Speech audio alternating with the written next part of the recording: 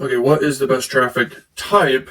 To start with, Propeller ads, the best traffic type. So I'd say the best traffic type I like is pop under traffic for arbitrage. It's so cheap and they got mainstream, they got adult, they got all different angles for paying for pop under traffic, but also the push traffic's good too. Okay, push traffic's very cheap.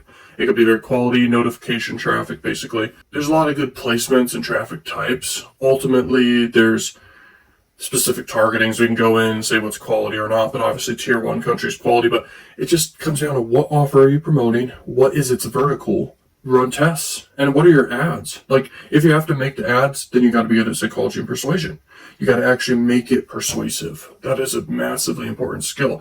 If you're doing pop under traffic, I really believe that's all about arbitrage at scale. I don't think much persuasion really should be happening there. I think it's really about arbitraging it. So that's the way I look at it. Of course, you can monetize any form of attention through sales, but ultimately arbitraging it is a great way to win. Okay.